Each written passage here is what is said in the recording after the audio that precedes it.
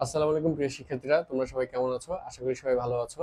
তো আজকে আমাদের তোমাদের নবম শ্রেণীর যে বিজ্ঞান বই আছে, আহ, পঞ্চম অধ্যায় পদার্থের গঠন। এই পদার্থের গঠন চ্যাপ্টারে আজকে হচ্ছে সেকেন্ড ক্লাস। তো আমরা অলরেডি ফার্স্ট ক্লাসে যেটা পড়ে ফেলছি সেটা হচ্ছে আমরা ইলেকট্রন, প্রোটন, নিউট্রন অর্থাৎ পরমাণুর ভিতরে যে ক্ষুদ্রতম কণা থাকে বা কণিকা যে থাকে সেগুলোর সম্পর্কে আমরা একটা বিস্তারিত আইডিয়া পেয়ে গেছি। তো আজকের ক্লাসের মেইন টপিকটা হচ্ছে যে পরমাণুর ভিতরে তো ইলেকট্রন, প্রোটন, নিউট্রন থাকে। এখন পরমাণুটা দেখতে হয় কেমন, পরমাণুটা দেখতে তার মডেলটা কিরকম, এই মডেলটা সম্পর্কে আমরা আজকে আইডিয়া নিব, ঠিক আছে? তো আমাদের আজকে যে বিষয়বস্তু সেটা হচ্ছে পরমাণুর মডেল। আজকে বিষয়বস্তু কি স্যার? পরমাণুর মডেল। পরমাণুর মডেল বলতে কি বোঝায়?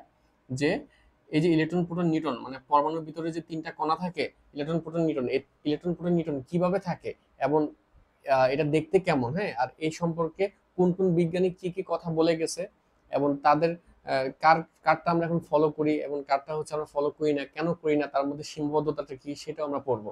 তো বেসিক্যালি পরমাণু মডেল নিয়ে দুইটা বিজ্ঞানী কথা বলছে, ঠিক আছে? একটা হচ্ছে তোমাদের আর্নেস্ট রাদারফোর্ড, তোমাদের কিন্তু আমরা বলছিলাম যে আর্নেস্ট রাদারফোর্ড, হ্যাঁ, এই আর্নেস্ট রাদারফোর্ড জানি কি তৈরি করছিল মনে আছে? কি সম্পর্কে আইডিয়া আইডিয়া দিছিল? আর্নেস্ট রাদারফোর্ড কিন্তু প্রোটন সম্পর্কে আইডিয়া দিছিল, সর্বপ্রথম প্রোটন আবিষ্কার করছে, আমি বলছিলাম এখানে। আর্নেস্ট রাদারফোর্ড সে পরমাণু মডেল নিয়েও কিন্তু একটা বিশেষ একটা স্বীকার্য দিছে, হ্যাঁ, একটা অ্যাকনোলেজমেন্ট দিছে। Eventually Nils bore, Nils bore নামে একজন বিজ্ঞানী, সেও কিন্তু পরমাণু মডেল সম্পর্কে আইডিয়া দিছে, হ্যাঁ। তো আমরা ধাপে ধাপে দেখবো যে আর্নেস্ট রাদারফোর্ড সে পরমাণু মডেল সম্পর্কে কেমন আইডিয়া দিছে এবং তার আইডিয়ার মধ্যে কি কি হচ্ছে ত্রুটি ছিল। ঠিক তারপরে হচ্ছে আমরা নিলস বোর, সে হচ্ছে পরমাণু মডেল সম্পর্কে কেমন আইডিয়া দিছে এবং তার হচ্ছে আইডিয়ার মধ্যে কি কি ত্রুটি ছিল, এগুলো আমরা পড়বো। চলো আমরা বিজ্ঞানী আর্নেস্ট রাদারফোর্ডের পরমাণু মডেলটা সম্পর্কে একটু দেখে নিই।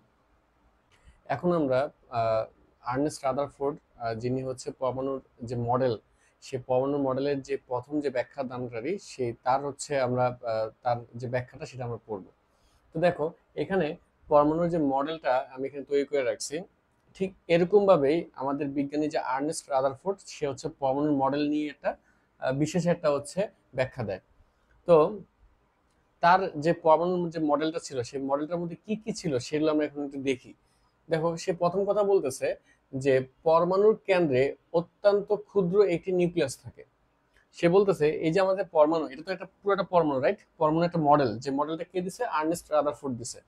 এই আর্নেস্ট রাদারফোর্ড সাহেব এই কথাটা বলছে যে এই পুরা পরমাণুর মডেলের মধ্যে তার একদম ঠিক মাঝখানে কেন্দ্রে একটা নিউক্লিয়াস থাকে, ঠিক আছে?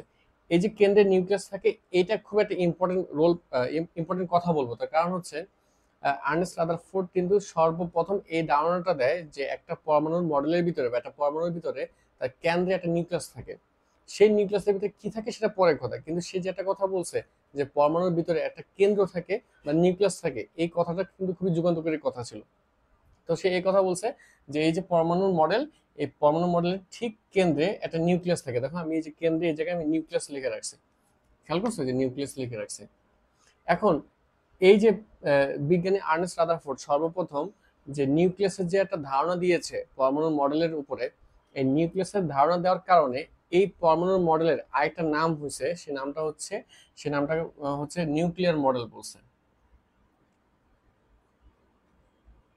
তাহলে আর্নেস্ট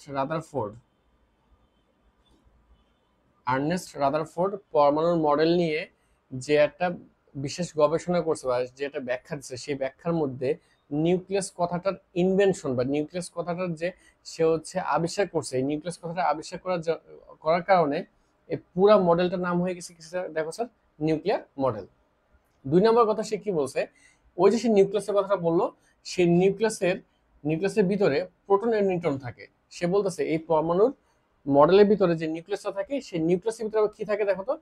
প্রোটন ও নিউট্রন। আমি দেখো এই যে এখানে যে সাদা গ্যাপ গ্যাপ গ্যাপ যে ইয়েগুলো আছে, সেগুলো হচ্ছে নাম দিচ্ছে নিউট্রন, আর বাকি যে লাল লাল যে শেডগুলো আছে সেটার নাম দিচ্ছে হচ্ছে প্রোটন।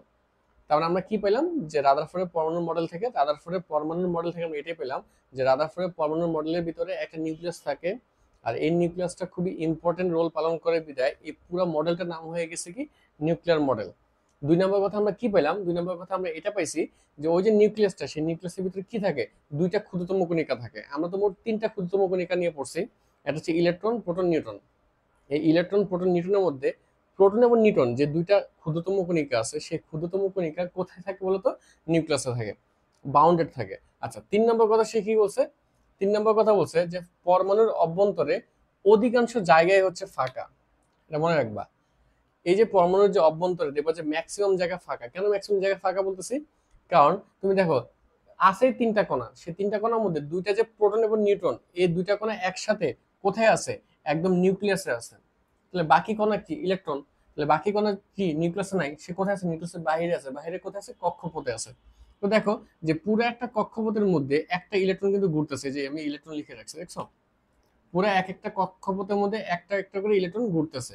তাহলে দেখো যে নিউক্লিয়াস ছাড়া বাকি যে কক্ষপথ আছে, প্রত্যেকটা কক্ষপথে একটা করে ইলেকট্রন আছে। তাহলে বাকি দেখো যে পুরো জায়গাটা দেখো সে ফাঁকা না? ফাঁকা কিনা? এই ফাঁকা থাকার কারণে সে বলতেছে যে যে এই যে পরমাণু, একটা পরমাণুর ভিতরে অধিকাংশ জায়গায় হচ্ছে কি ফাঁকা বা গ্যাপ থাকে, খালি থাকে। এটা হচ্ছে আমাদের রাদারফোর্ড সাহেব বলছে। 4 নম্বর কথা কি বলছে দেখো, যে পরমাণুর অধিকাংশ ভর পরমাণুর কেন্দ্রে পুঞ্জীভূত থাকে। আচ্ছা, পরমাণুর কি বলছে? ম্যাক্সিমাম যে ভরটা, পরমাণুর ম্যাক্সিমাম ভর হচ্ছে কি পরমাণুর কেন্দ্রে কি? কেন্দ্রে জমা থাকে। কেন এই কথাটা বলছে? দেখো আমি লাস্ট ক্লাসে আমাদের যে পর্ব 1 ছিল, আমরা পর্ব 1-এ কিন্তু পড়ছিলাম যে 3টা কণার কিন্তু ভর আছে, right? So electron, proton, neutron, এই 3টা কণার মধ্যে সব থেকে মানে মানে কি বলে কম যে ভর বিশিষ্ট যে কণাটা আছে, সেই কণাটা কি ছিল? মনে করে দেখো যে আমরা পড়ছিলাম যে সব থেকে কম ভর বিশিষ্ট কণা হচ্ছে ইলেকট্রন। তো ইলেকট্রন কতটুকু তার ভর কম ছিল স্যার? একটা প্রোটনের তুলনায় প্রায় 1837 গুণ। এক একটা ইলেকট্রন এক একটা ইলেকট্রন এক একটা প্রোটন থেকে 1837 গুণ কি ছিল? হালকা ছিল। তাহলে আমরা বলতে পারি যে আমাদের তো 3টা কণা আছে, একটা হচ্ছে ইলেকট্রন, প্রোটন এবং নিউট্রন। এই প্রোটন এবং নিউট্রন থেকে, প্রোটন এবং নিউট্রনের ভর হচ্ছে প্রায় সেম, প্রোটন এবং নিউট্রনের ভর প্রায় সেম। এই প্রোটন এবং নিউট্রনের থেকে ইলেকট্রনের ভর হচ্ছে কি দেখো, প্রায় 1837 গুণ হালকা। 1837 টাইমস হালকা। কথা বুঝা গেছে? তাহলে ভারী কে? অন্যদিক থেকে যে চিন্তা করি, তাহলে ভারী হচ্ছে কারা? প্রোটন এবং নিউট্রন ভারী। কার থেকে ভারী? ইলেকট্রন থেকে ভারী। কতটুকু ভারী?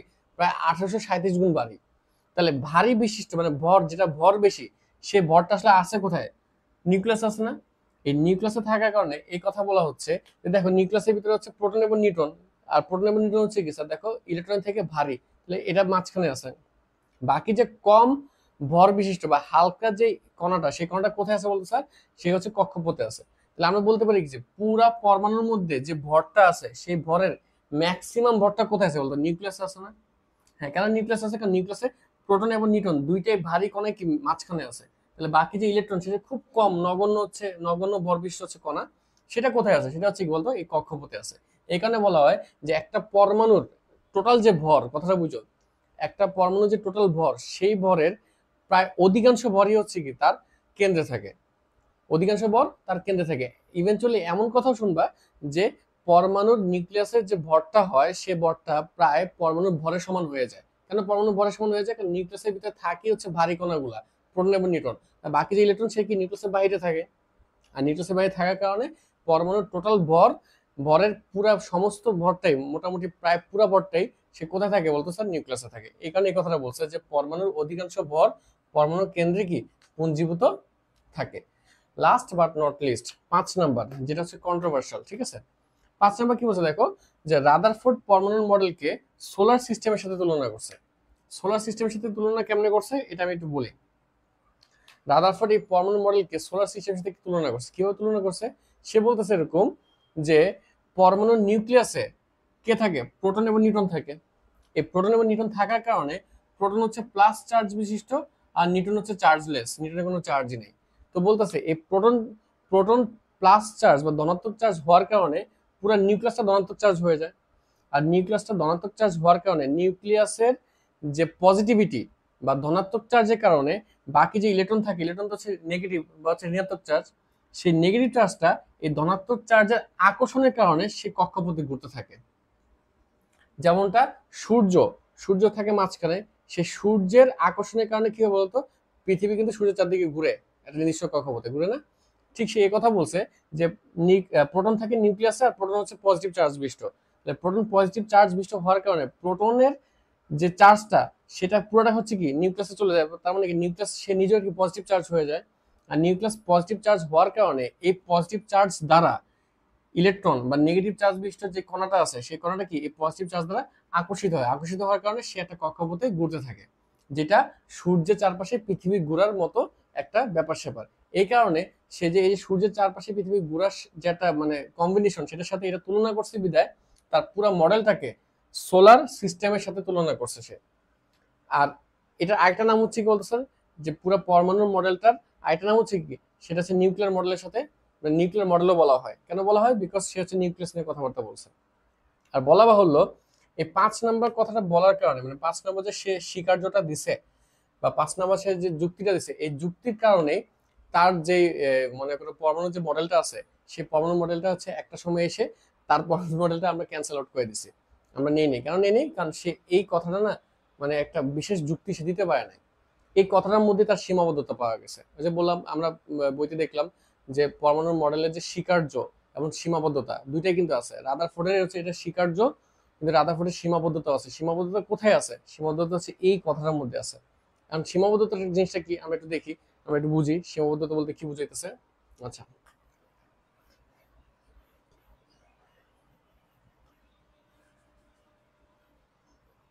আমরা এখন সীমাবদ্ধতা নিয়ে পড়বো।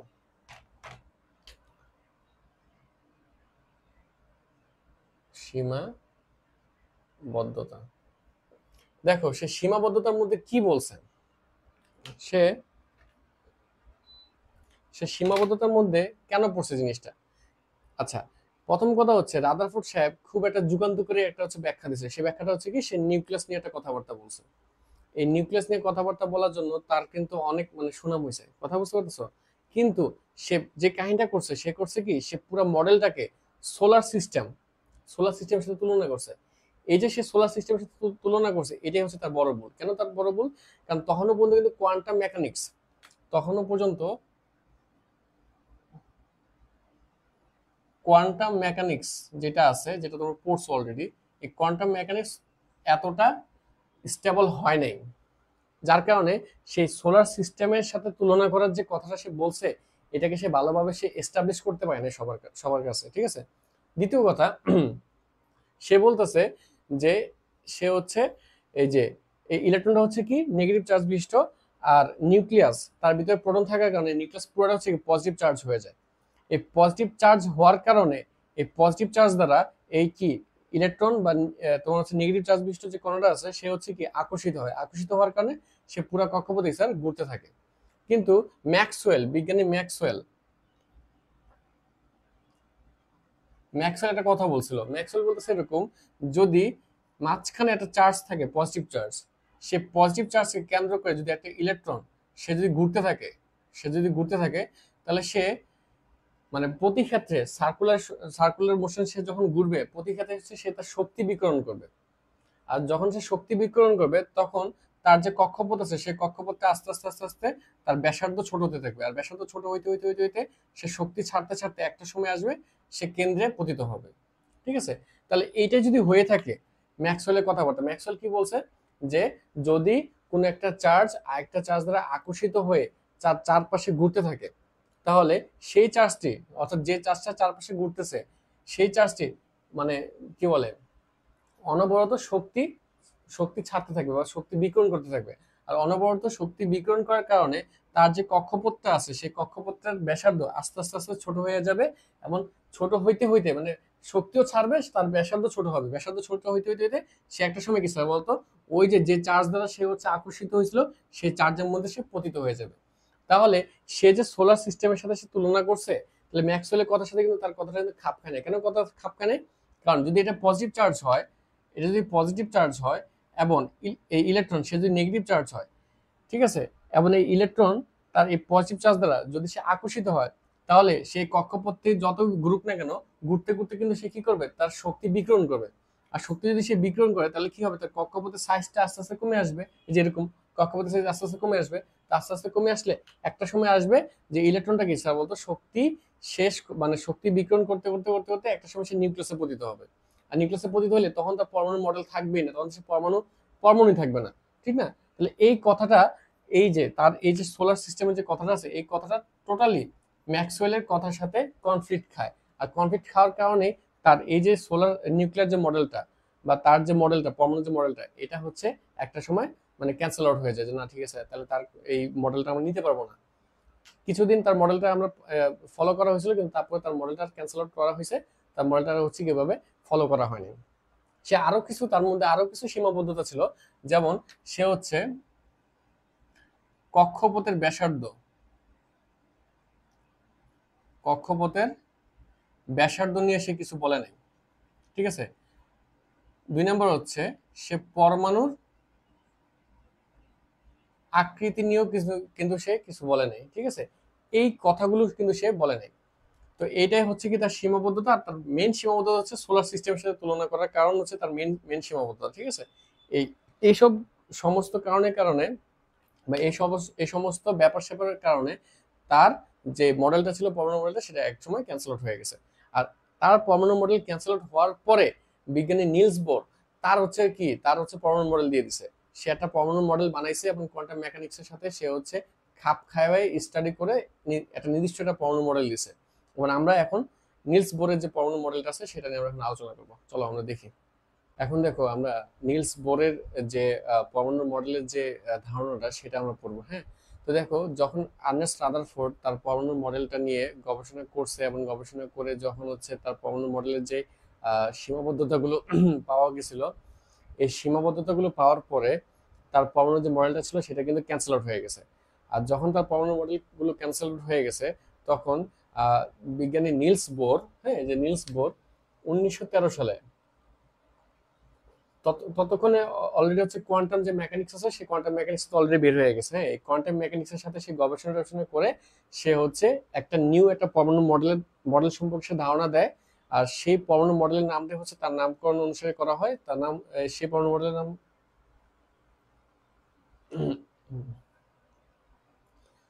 1913 সালে সে যখন হচ্ছে পরমাণু মডেল সম্পর্কে ধারণা দেয় এবং সেটা মোটামুটি অনেকখানি স্পেসিফাইড হয়। আর এই স্পেসিফিক হওয়ার কারণে তার হচ্ছে পরমাণু মডেলটাকে আমরা বোর পরমাণু মডেল হিসেবে আখ্যায়িত করি এবং এটাকে হচ্ছে আমরা এখনো পর্যন্ত হচ্ছে কন্টিনিউয়াসলি এটাই হচ্ছে আমরা ফলো করি।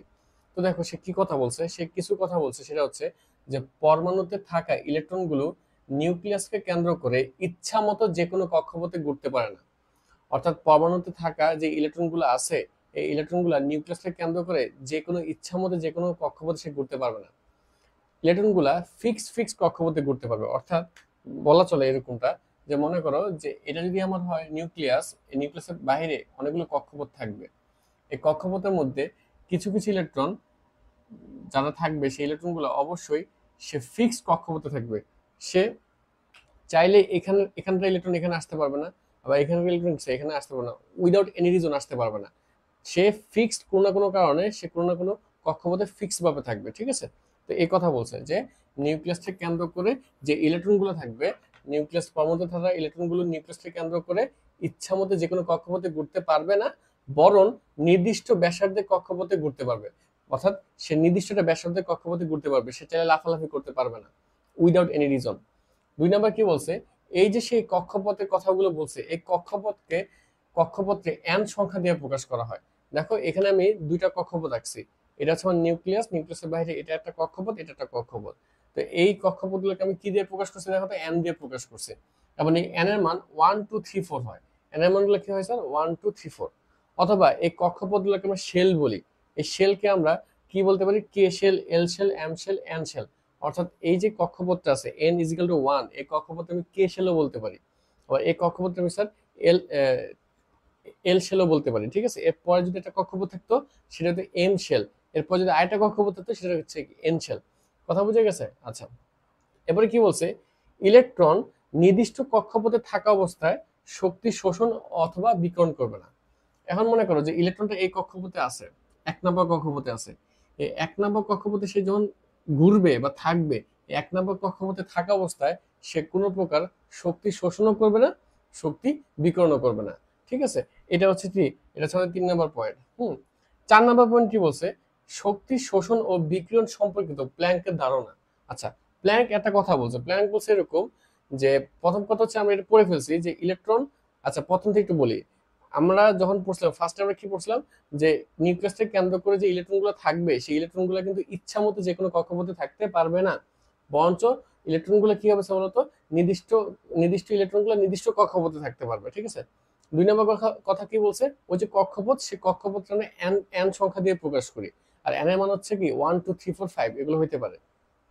আবার ওই কক্ষপথটা আমরা শেলও বলি, সেই শেলকে আমরা কি দিয়ে প্রকাশ করি, কে shell, L shell, M shell. যেমন এটা হচ্ছে 1 নম্বর কক্ষপথ, এটা আমরা কে শেলও বলতে পারি। এটা হচ্ছে 2 নম্বর কক্ষপথ, এটা আমরা এল শেলও বলতে পারি। 3 নম্বর কক্ষপথ থাকলে তাকে আমরা কি এম শেলও বলতে পারি। কথা বুঝে গেছে? এরপরে কি বলছে 3 নম্বর যে কথাটা, 3 নম্বর কথা বলছে এরকম যে ইলেকট্রন যখন নির্দিষ্ট কক্ষপথে থাকে, অর্থাৎ সে যখন এই কক্ষপথে আছে এবং এই কক্ষপথে থাকবে, তখন সে কোনো প্রকার শক্তি শোষণও করবে না, বিকিরণও করবে না। ঠিক আছে, কিন্তু সে কিন্তু শক্তি শোষণ বা বিকিরণ করতে পারে। কেমনে করতে পারে সেটা আমরা একটু দেখি। ঠিক আছে, দেখো, কিন্তু যে কথাটা বলতেছে যে যদি ইলেকট্রন, ঠিক আছে, 2 নম্বর কক্ষপথ থেকে 1 নম্বর কক্ষপথে আসে, অথবা ইলেকট্রনকে তুমি 1 নম্বর কক্ষপথ থেকে 2 নম্বর কক্ষপথে তুমি যদি নিয়ে যাও, তখন সেই ক্ষেত্রে তার শক্তি শোষণ হইতে পারে, কি হইতে পারে, শক্তি শক্তি শোষণ বা বিকিরণ হইতে পারে, আবার কি স্যার, শক্তি শোষণও হইতে পারে। কখন? নির্দিষ্ট কক্ষপথে থাকলে হবে না, নির্দিষ্ট কক্ষপথে থাকলে হবে না। যেমন দেখো এখানে সে উপরের কক্ষপথ থেকে নিচে কক্ষপথে আসছে, অর্থাৎ সে আগে ছিল উপরের কক্ষপথে, কিন্তু এখন সে উপরের কক্ষপথে নাই। সে কি হয়েছে দেখো, তার নির্দিষ্ট যে কক্ষপথটা আছে সেই নির্দিষ্ট কক্ষপথটা ছেড়ে অন্য একটা কক্ষপথে গেছে। যখন সে এরকম হবে যে নির্দিষ্ট কক্ষপথ ছেড়ে অন্য একটা কক্ষপথে যাবে, তখন তার শক্তি শোষণও হইতে পারে, বিকিরণ হইতে পারে। এখন কখন সে শক্তি শোষণ করবে এবং কখন সে শক্তি বিকিরণ করবে সেটা আমরা দেখবো। যখন সে উপরের কক্ষপথ থেকে নিচের কক্ষপথের দিকে আসবে, উপরের কক্ষপথ বলতে কি, যে হাই লেভেল, অর্থাৎ দেখো এখানে 2টা শেল আছে বা 2টা কক্ষপথ আছে, এটা হচ্ছে 1 নম্বর কক্ষপথ, এটা হচ্ছে 2 নম্বর কক্ষপথ। তাহলে এই 2টা কক্ষপথের মধ্যে কে বড় কক্ষপথ? উপরটা বড় কক্ষপথ।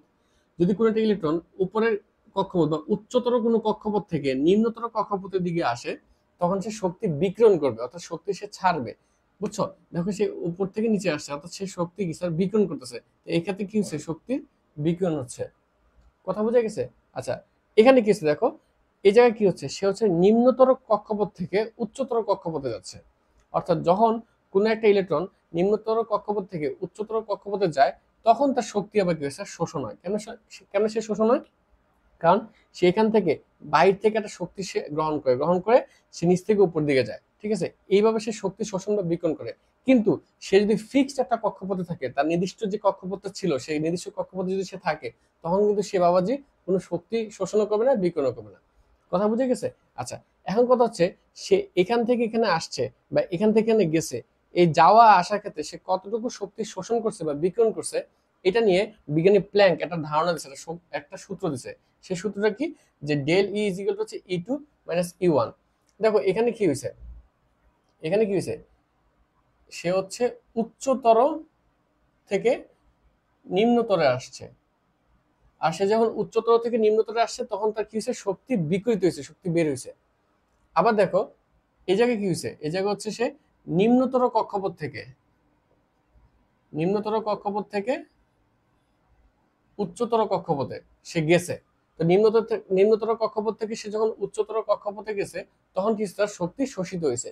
এখন কতটুকু শক্তি শোষিত হয়েছে বা কতটুকু শক্তি বিকিরিত হয়েছে, এইটা ডিপেন্ড করবে বা এটা বের করার জন্য আমাদের একটা সূত্র দিচ্ছে। সেই সূত্র হচ্ছে del E is equal to হচ্ছে E2 minus E1। E2 minus E1 বলতে কি বোঝায়, যে E2 হচ্ছে কি 2 নম্বর কক্ষপথে যে শক্তিটা, ইলেকট্রনের যে 2 নম্বর কক্ষপথের শক্তিটা, সেটা বিয়োগ হচ্ছে কি 1 নম্বর কক্ষপথের শক্তি। বুঝতে পারছো? আচ্ছা, যদি না বুঝো আমি আরেকটা ব্যাখ্যা দিয়ে বলি।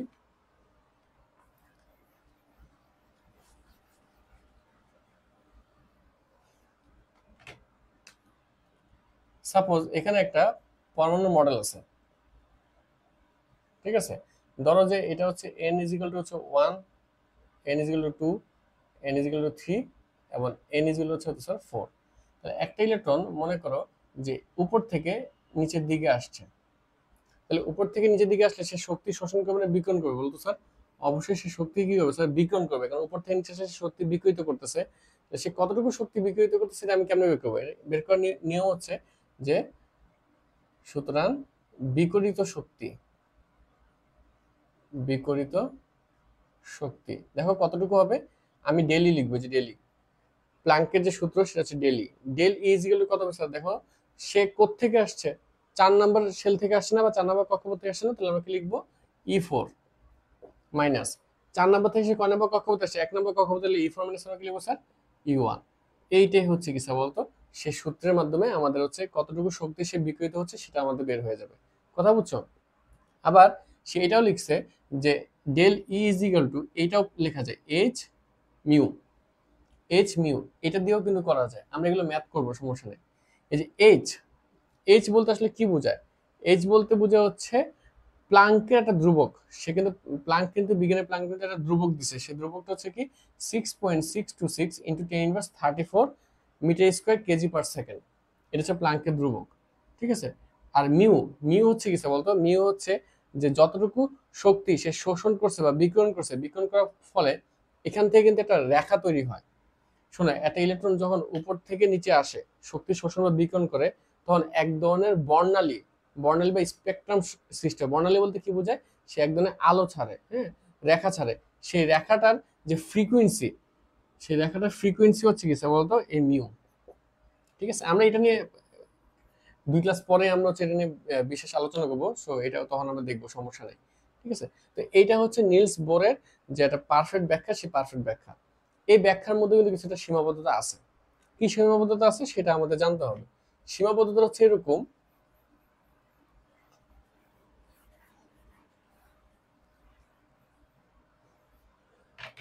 নিলস বোর, নিলস বোরের যে সীমাবদ্ধতা পাওয়া গেছে সেটা হচ্ছে বেসিকলি, আমি আগে সীমাবদ্ধতা লিখে নিই।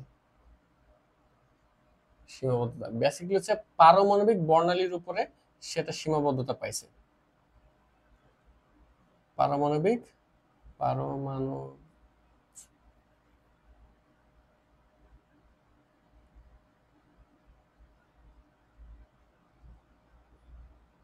বর্ণালী। তাহলে নিলস বোরে যে সীমাবদ্ধতা পাওয়া গেছে সেটা কিসের উপরে পাওয়া গেছে? পারমাণবিক বর্ণালীর উপরে। এখন কথা স্যার, এই পারমাণবিক বর্ণালীটা কোত্থেকে আসে? পারমাণবিক বর্ণালী বা স্পেকট্রাম যেটাকে বলে, এই স্পেকট্রাম জিনিসটা কোত্থেকে আসছে? আসছে হচ্ছে এখান থেকে। ঠিক আছে, সে তো এটা বলছে যে ইলেকট্রন যখন একটা নির্দিষ্ট কক্ষপথে থাকে তখন সে শক্তি শোষণও করে না, বিকিরণও করে না।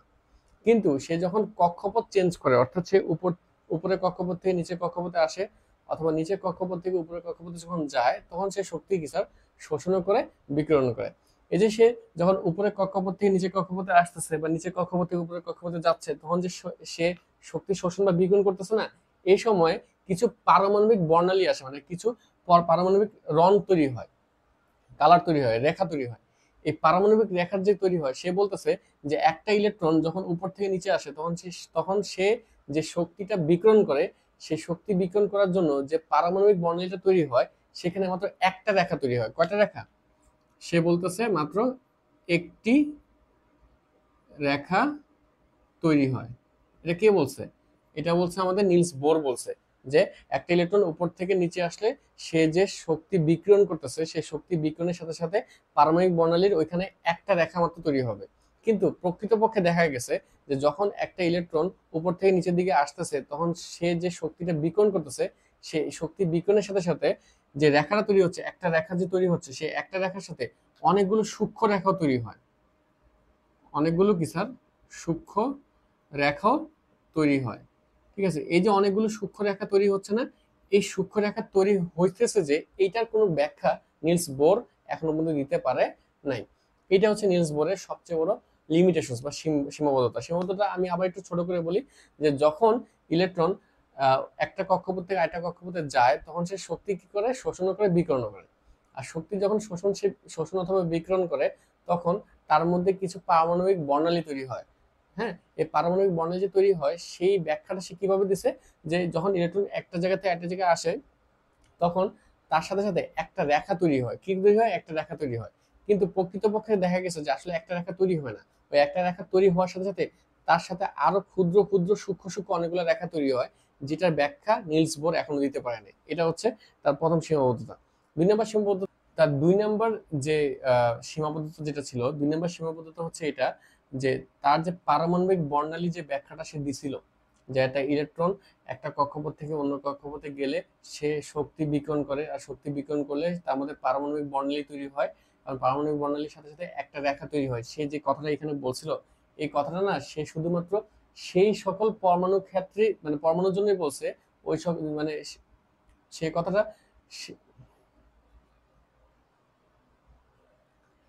সেই কথাটা সেই সকল পরমাণুর উপরেই বলছে বা পরমাণুর জন্যই বলছে যে সকল পরমাণুর ভিতরে শুধুমাত্র একটি ইলেকট্রন আছে। ঠিক আছে, এখন কোন পরমাণু আছে যার ভিতরে একটি ইলেকট্রন আছে? শুধুমাত্র হাইড্রোজেন। এই হাইড্রোজেন এমন একটা পরমাণু যে তার ভিতরে শুধুমাত্র একটা ইলেকট্রন আছে। অর্থাৎ এক ইলেকট্রন বিশিষ্ট কোনো একটা পরমাণুর জন্য সেই পারমাণবিক যে বর্ণালী যে ব্যাখ্যাটা সেই ব্যাখ্যাটা সে দিতে পারছে। ঠিক আছে, কিন্তু প্রকৃতপক্ষে যেসব পরমাণুর ভিতরে একাধিক ইলেকট্রন আছে, যেমন মনে করো লিথিয়াম, ঠিক আছে, তার ভিতরে তিনটা ইলেকট্রন আছে। ঠিক আছে, এবং বেরিলিয়াম তার ভিতরে চারটে ইলেকট্রন আছে। ঠিক আছে, অর্থাৎ যাদের ভিতরে একের অধিক ইলেকট্রন আছে তাদের ভিতরে কিভাবে পারমাণবিক বর্ণালী তৈরি হবে সেটা সম্পর্কে সে কোনো আইডিয়া দিতে পারে নাই। এটা হচ্ছে তার একটা সীমাবদ্ধতা। বুঝতে পারছি? তো যাই হোক, আমরা মোটামুটি আর্নেস্ট রাদারফোর্ডের যে পারমাণবিক মডেলের যে স্বীকার্য সেটা পড়ে ফেলছি, তার সীমাবদ্ধতা পড়ে ফেলছি। আমরা নিলস বোরের যে পারমাণবিক বর্ণালীর যে স্বীকার্য সেটা পড়ে ফেলছি, এবং ইভেন এটা যে সীমাবদ্ধতা সেটা পড়ে ফেলছি। আমাদের শিকার যেমন সীমাবদ্ধতা পড়া শেষ। এখন আমাদের নেক্সট যে ক্লাসটা আসবে সেটা হচ্ছে পরমাণুতে ইলেকট্রন বিন্যাস কিভাবে হয় সেটা নিয়ে আমাদের নিউ ক্লাসটা আসবে। তো যাই হোক, নেক্সট ক্লাস পাওয়ার জন্য আমাদের চ্যানেলটা সাবস্ক্রাইব করতে পারো। আর আমাদের হচ্ছে হোয়াটসঅ্যাপ গ্রুপ আছে, আমাদের ফেসবুক গ্রুপ আছে, ফেসবুক পেজ আছে, এখানে তোমরা জয়েন হয়ে নিতে পারো। জয়েন হলে হয়তোবা তোমাদের উপকার হতে পারে। তো দেখা হচ্ছে নেক্সট কোনো ভিডিওতে। আল্লাহ হাফেজ, আসসালামু আলাইকুম।